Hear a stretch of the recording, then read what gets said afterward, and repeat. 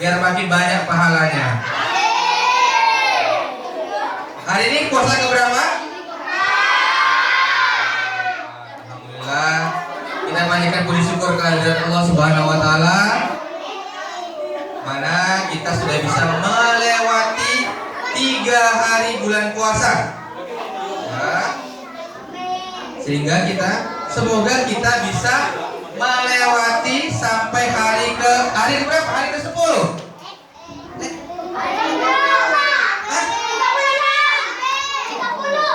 Iya, hari ke-30. Sehingga kita menjadi pemenang yang sejati. Jadi katanya bulan Syawal atau Idul Fitri itu hari yang diperuntukkan untuk orang-orang yang sudah menang berperang melawan hawa nafsunya, menang melawan rasa lapar dan hausnya, menang melawan emosinya, ya, sehingga kita jadi pemenang yang sejati. Salawat serta salam tidak lupa kita haturkan kepada junjungan kita Nabi besar Muhammad Sallallahu Alaihi Wasallam, karena berkat beliaulah kita bisa menikmati agama Islam seperti saat ini. Kita tahu bagaimana perjuangan Nabi Muhammad menyampaikan atau menyiarkan agama Islam sangat berat. Bukan sambil baring-baring, bukan sambil berbicara yang tidak penting. Bahkan banyak riwayat yang menyatakan bahwa perjuangan Nabi Muhammad itu begitu sulit, maka beliau hijrah, maka beliau berpindah. Coba waktu dia menyiarkan agama Islam, kena pukul batu sekali menyerah. Agama apa kita sekarang? Gak ada yang tahu. Tapi berkat beliau gigih, yakin dengan apa yang disampaikan. Dia yakin yang disampaikan bersumber dari Allah Subhanahu wa taala. Dia gigih. Dilawan, sampaikan lagi, dilawan, sampaikan lagi. Beliau merasa tidak kuat, pindah. Mencari tempat di mana beliau bisa diterima. Termasuknya salah satu yang diajarkan beliau adalah perintah untuk puasa. Ya. Berbeda dengan perintah sholat. Perintah sholat itu diambil sendiri, ya, seperti kemarin kita bahas. Tapi perintah puasa hanya ayat saja datang. Ayat disampaikan malaikat Jibril sampaikan ke Nabi Muhammad sampaikan kepada umatnya, maka adalah perintah untuk berpuasa. Nah, pada hari ini kita akan membahas yang namanya hikmah sahur dan berbuka. Apa itu sahur? Ada yang tahu?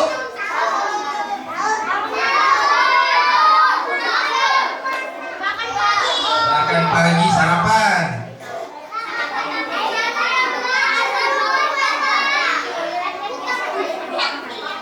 Ya, sahur adalah salah satu sunnah dalam kita menjalankan ibadah puasa, yaitu makan di pagi hari atau di waktu sebelum subuh, ya, dan berbuka puasa, ya.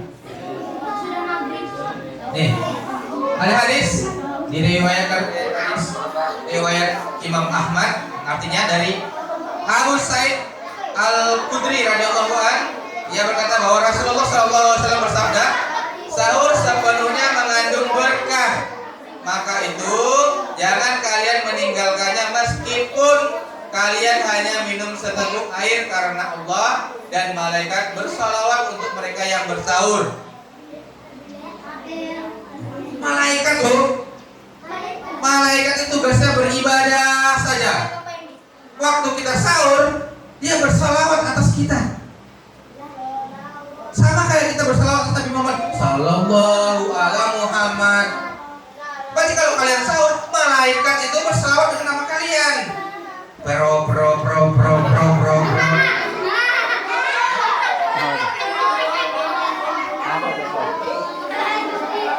Males.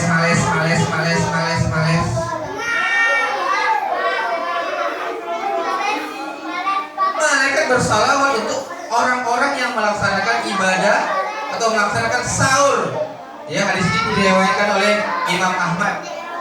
Ini hadisnya silakan baca sendiri. Karena saya juga nggak bisa bacanya. Oh, ini paragrafnya nggak ada nih. Coba Anda baca di mana nih? Nah, sesuai yang judulnya hikmah sahur. Apa sih hikmah yang didapat? Nah, nih. Wujud kasih sayang Allah, wujud kasih sayang salah satu tujuan makan sahur adalah untuk menambah stamina. Ya.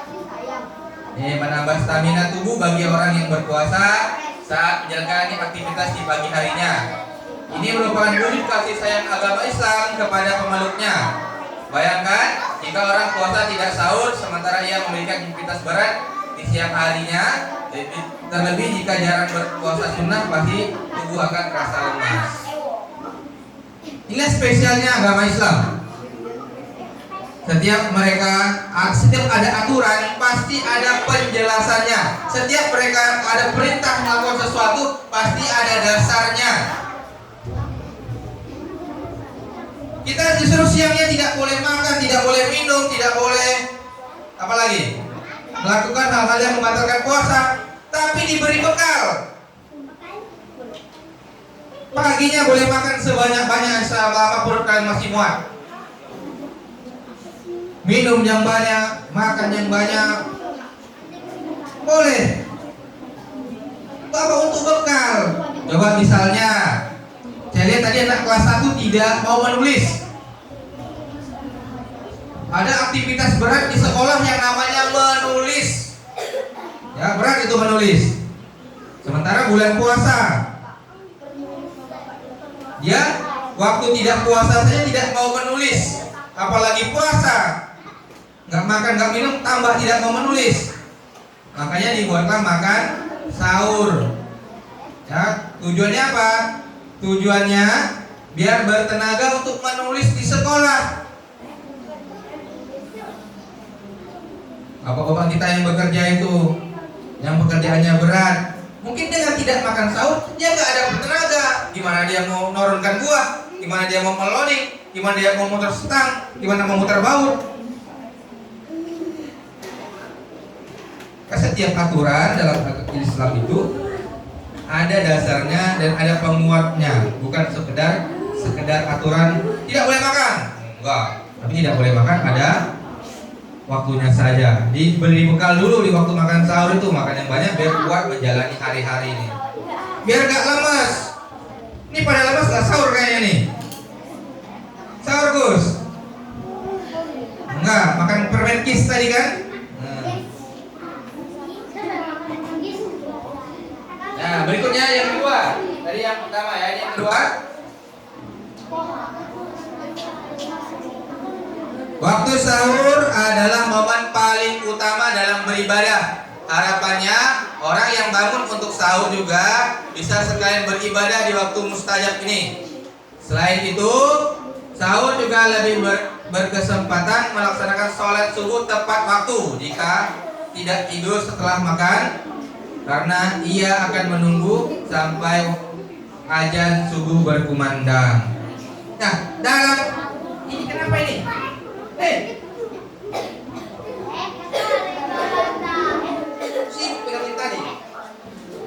Jadi dalam waktu 24 itu ada yang namanya sepertiga malam.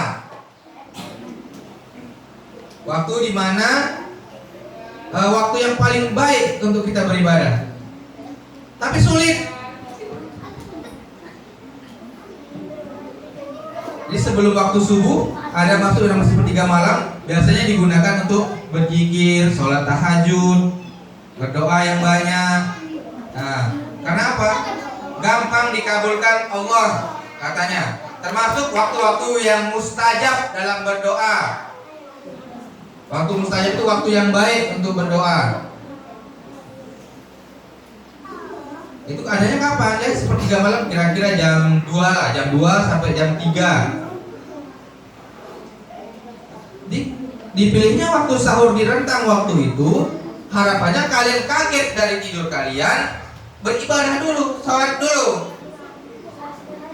Sholat tahajud 2 rakaat, abah witir 3 rakaat, berdoa yang banyak. Kan nggak masak kan, tinggal makan kan? Yang masak orang tua. Setelah beribadah, berzikir, makan sahur, tunggu waktu subuh. Ini yang berat ini, kadang-kadang mata kita ngantuk, termasuk saya nih. Karena saya kalau sahurnya misalnya bangunnya jam 3, langsung makan. Habis makan, masih lama nih waktu subuh nih. Mending saya tidur dulu lah, baring-baring bangun jam 6. Hilang subuhnya. Ya. Jadi aturan di waktu subuh, waktu sahur itu di jam-jam tersebut, harapannya kita bisa memaksimalkan ibadah kita. 1 tahun itu ada 12 bulan untuk mencari nafkah katanya gitu. 1 bulan itu, bulan Ramadan ini, gunakanlah untuk beribadah. Lebih maksimal ibadahnya. Kenapa? Karena pada bulan ini pahalanya dilipat gandakan. Astagfirullahaladzim, pahalanya 1. Ketika bulan Ramadan, pahalanya 10. Bisa 100. Nggak ada yang tahu, tergantung Allah. Harapannya seperti itu. Habis itu subuh-subuh jangan tidur lagi katanya. Baca-baca buku, susun buku, kalian udah belajar, alat tulis. Tiba waktunya mandi pagi, baru mandi, baru berangkat sekolah. Yang ketiga adalah tidak dihisap setiap makanan yang dikonsumsi oleh manusia. Akan dihisap kelak di akhirat. Berbeda dengan makanan sahur yang salah satu keberkahannya adalah terbebas dari hisap. Hisap, tahu kan hisap? Dia pasti itu belajar tuh yaumul hisap. Jadi semua yang kita makan itu akan dihisap, akan dihitung. Dosakah ini? Baikkah makanan ini? Ada nggak hak orang lain dalam makanan ini? Tapi kalau makanan sahur itu bebas dari hisap, tidak dipertanggungjawabkan. Makan saja yang banyak-banyak. Itu salah satu hikmah dari makan sahur. Ini ada hadisnya. Nih dijelaskan. Ada 3 hal makanan yang dimana seseorang hamba tidak akan dihisap oleh Allah Subhanahu Wa Taala, yaitu makan sahur, makan saat berbuka puasa, dan makanan yang dinikmati bersama saudara-saudara yang lain. Jadi kalau bersaudara punya es krim jangan disembunyikan. Saya pak dapat susah, mending nggak usah saya kasih. Nah itu kalau kamu meninggal dipertanggungjawabkan makananmu itu. Tapi kalau berbagi sama saudara itu bebas dari pertanggungjawaban. Yang keempat, keistimewaan umat Islam makan sahur juga menjadi keistimewaan bagi keistimewaan bagi umat Islam. Nabi Muhammad SAW, ibadah puasa tidak saja dilakukan oleh umat Islam Muslim, melainkan juga oleh Yahudi dan Nasrani. Akan tetapi anjuran sahur hanya dimiliki oleh umat Islam. Ada nggak puasa di Kristen? Ada. Semua agama lain ada puasanya, tapi yang ada sahur hanya Islam. Ada aturan sahurnya hanya Islam. Itu yang membedakan puasanya kita dengan puasanya mereka. Sama-sama tidak makan, sama-sama tidak minum, tapi ada perbedaannya, yaitu sahur. Nah kalau tadi hikmah sahur, sekarang apa sih berbuka puasa? Banyak hikmahnya, ada 9 kalau saya tidak salah. Yang pertama, berkumpul bersama keluarga. Nah, berbuka puasa bersama keluarga dapat mempererat tali silaturahmi. Nah, Ini jelas. Sesibuk-sibuk apapun kadang orang tua kita bekerja, dia menyempatkan diri buat buka puasa bersama. Bahkan di beberapa tempat atau di jenjang pendidikan yang lebih tinggi sudah sering yang namanya buka bersama. Bukber ya. Mereka siapkan satu waktu, mereka kosongkan semua kegiatan untuk berbuka puasa. Tujuannya apa? Untuk mempererat tali silaturahmi, biar panjang umur, biar murah rezeki. Nah, itu yang pertama. Yang kedua, bersyukur kepada Allah. Berbuka puasa dapat menjadi refleksi diri dan mengingat untuk bersyukur atas nikmat yang diberikan Allah. Coba saya tanya, ada di sini kalau buka puasa makannya langsung 2 piring? Ada nggak? Ada rezeki ya. Gusti juga. Nah, waktu kita puasa itu kan nggak makan tuh, nggak minum. Waktu bukanya pengennya makan aja langsung. Tapi secara tidak sadar makan sesendok, 2 sendok belum banyak udah kenyang. Kenapa itu?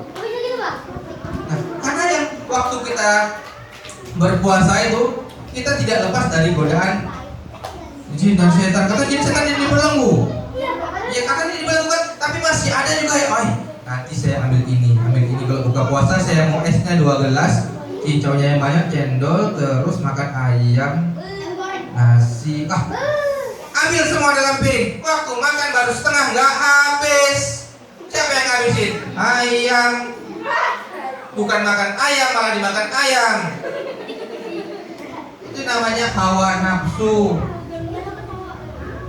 Mungkin godaan tidak datang dari luar, tapi godaan datang dari dalam, dari pikiran kita aja. Tuh lapar.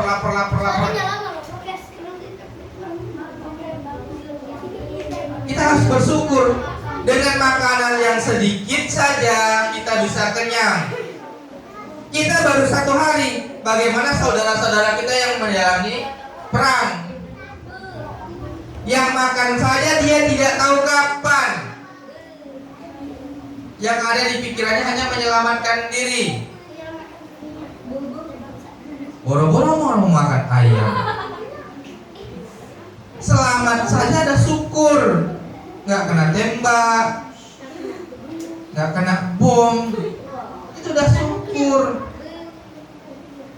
Jadi biar kita bisa merasakan bahwa nikmat sedikit saja yang diberikan oleh Allah itu begitu nikmat sekali ketika kita menikmatinya, ketika kita membutuhkannya. Jadi buat orang-orang yang mungkin ekonominya di bawah kita, nasi sepiring dibagi 3 orang itu sangat nikmat.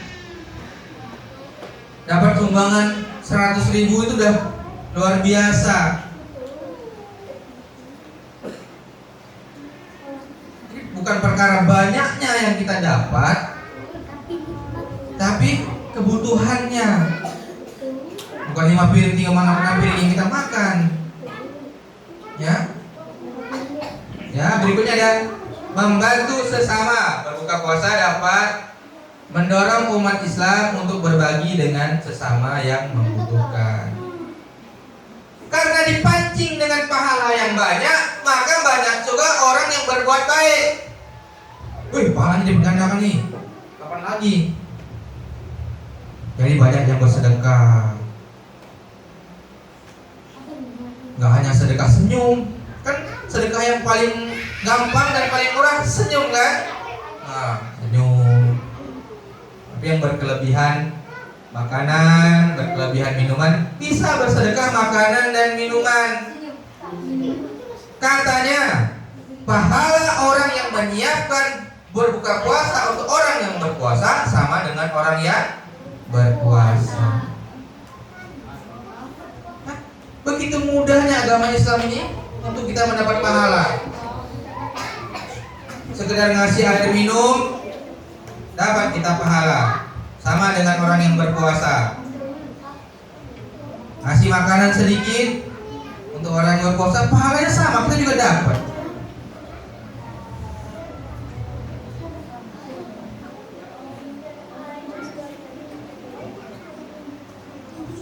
berikutnya, menjaga kesehatan. Puasa Ramadan dapat meningkatkan kesehatan secara keseluruhan. Ya, karena siangnya kita tidak makan, maka organ tubuh kita ini berhenti memproses. Khususnya berhenti ngolah makanan, lambungnya kosong, ya, ginjalnya nggak ada air yang mau diolah, nggak terlalu banyak yang kerja, beristirahat dia. Bisa kayak pabrik lah, misalnya pabrik itu, dimana kita ada waktunya istirahat biar tidak rusak.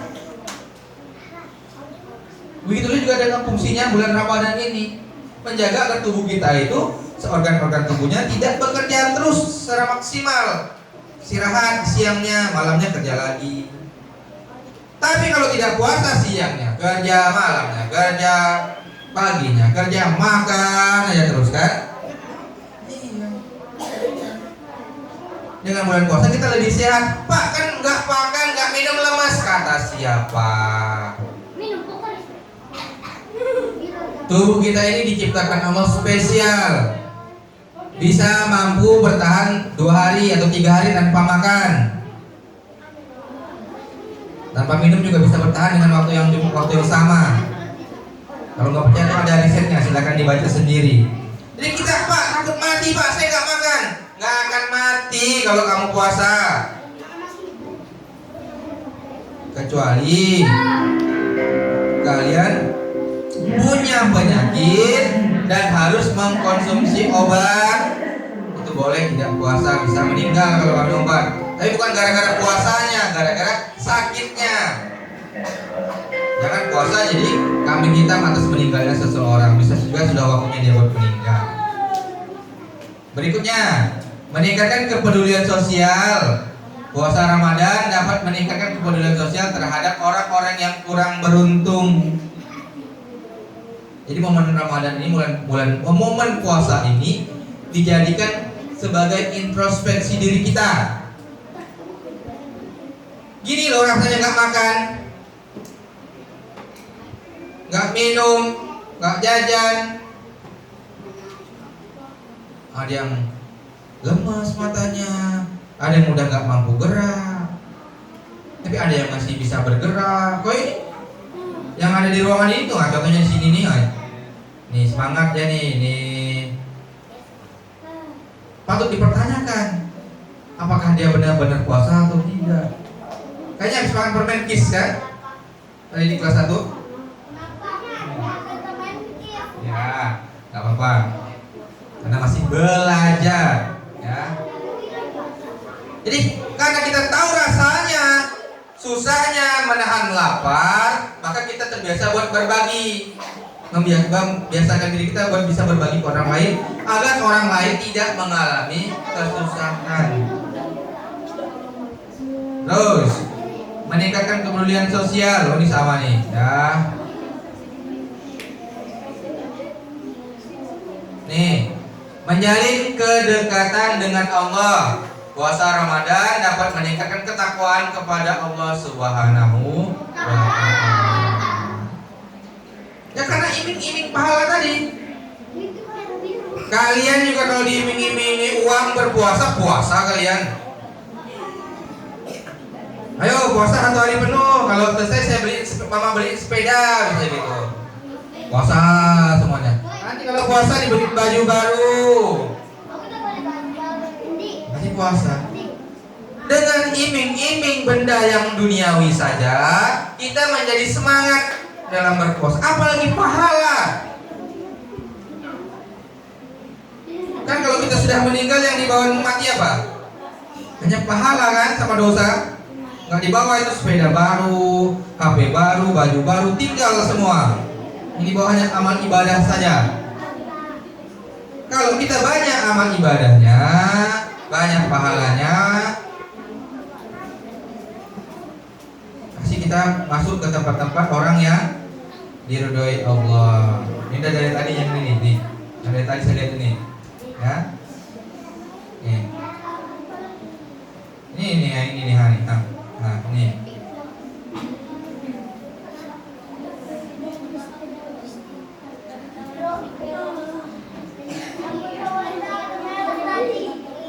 memperkuat rasa persaudaraan. Puasa Ramadan dapat memperkuat rasa persaudaraan di antara umat muslim. Karena kita merasa sama-sama lapar, maka kita saling peduli. Oh, misalnya ada yang bekerja keras, diringan dibantuin pekerjaannya. Karena sama-sama merasakan menjalankan ibadah puasa. Terus menjaga pola makan. Puasa Ramadan dapat mengajarkan umat Islam untuk lebih menghargai apa yang mereka miliki dan tidak menyia-nyiakan makanan.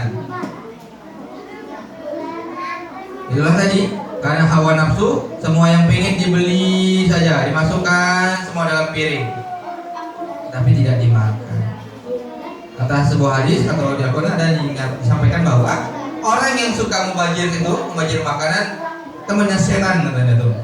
Jadi seneng setan kalau orang-orang ambilnya banyak, ternyata dimakan cuma sesendok. Itu nggak boleh. Maka ambillah sesuai dengan kebutuhan dan kira-kira bisa menghabiskannya. Nah, kesimpulannya, puasa adalah ibadah wajib yang memiliki banyak hikmah dan manfaat. Memahami hikmah puasa dapat meningkatkan semangat dalam menjalankannya. Jadikanlah Ramadan sebagai momen untuk perbaikan diri dan peningkatan spiritualitas. Ini ada beberapa kesimpulan dari apa yang saya sampaikan tadi. Ada pertanyaan? Saya buka sesi pertanyaan, tapi yang jawab bukan saya. Ada pertanyaan? Boleh nggak kita puasa tanpa sahur? Boleh atau tidak boleh? Ya, untuk beberapa alasan itu boleh. Nah, yang penting diniatkan waktu kita mau tidur, niat dulu berpuasa. Tapi kita hilang tadi, hilang rahmat Allah di waktu sahur itu, hilang kita, nggak dapat. Berkuranglah pahalanya kan? Karena ada satu sunnah yang tidak dilaksanakan, tapi tetap berpuasa. Tidak ada alasan Pak, tidak sahur, pada saya nggak kuat, nggak ada. Tetap puasa. Bahkan orang-orang yang bahagia dengan datangnya bulan puasa akan diharamkan oleh Allah untuk masuk neraka, kena api neraka, terlepas dari api neraka. Sekedar bahagia, apalagi kita mengisi bulan Ramadan itu dengan ibadah-ibadah. Apalagi dalam caranya tuh, kita bahagia aja diharapkan kita kena api neraka. Baru seneng itu. Belum kita puasa, belum sholatnya 5 waktu, belum berzikir, belum memberi takjil kepada orang lain, belum lagi berzikir. Nah, udah bisa hitung-hitung sendiri itu berapa banyak pahalanya. Tapi sekali lagi, perkara pahala dan dosa itu hanya Allah yang tahu. Allahu a'lam bishawab. Gak ada manusia yang bisa menghitung.